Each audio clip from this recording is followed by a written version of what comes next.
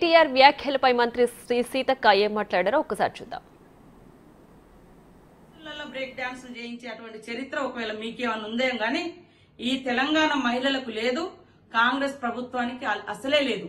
క్రమశిక్షణగా బస్సులలో ప్రయాణం చేయండి, ఇతరులకు ఇబ్బంది కలగకుండా వాళ్ళ పని వాళ్ళు చేసుకుంటే తప్పేంది అని నేను అడిగినందుకు ఇవాళ తెలంగాణ మహిళలను బ్రేక్ డాన్స్ చేసుకోనియండి అంటే ఆ పదము అనేది నీ నోటికెట్లా వచ్చింది కేటీఆర్ అని నేను అడుగుతాను. కాబట్టి తెలంగాణ మహిళలకు ఈరోజు క్షమాపణ చెప్పాల్సిన అవసరం కేటీఆర్ కు అదే విధంగా బీఆర్ఎస్ పార్టీకి ఉందని తెలియజేస్తా ఉన్నా. ఇవాళ మేము ఏ పథకాలు చేసినా నచ్చట్లేదు, ప్రజలకు ఉపయోగపడుతున్నాయి, మహిళలు ఆర్థికంగా ఎదగడానికి ఉపయోగపడుతుంది బస్ ప్రయాణం.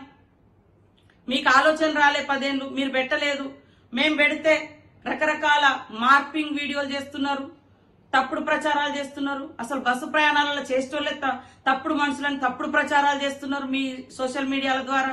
పైనుంచి ఈ రోజు నీ నోటి నుంచి డైరెక్ట్ గా మహిళలు కుటుంబాలు వచ్చి బ్రేక్ డాన్సులు చేసుకోమన్నావు. ఇదేనా నీ సంస్కారం? ఇదేనా మీ తండ్రి నీకు నేర్పిన మహిళల పట్ల గౌరవం? మీ ఇంట్లో కూడా ఆడపడుచు ఉంది కదా, మీ ఆడపడుచులు అందరు బ్రేక్ డాన్సులే చేస్తారా బస్సులు ఎక్కినప్పుడు? ఇట్లాంటి మాటలు తగవు.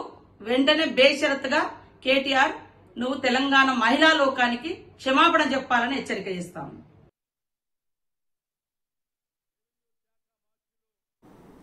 రైట్, ఇక కేటీఆర్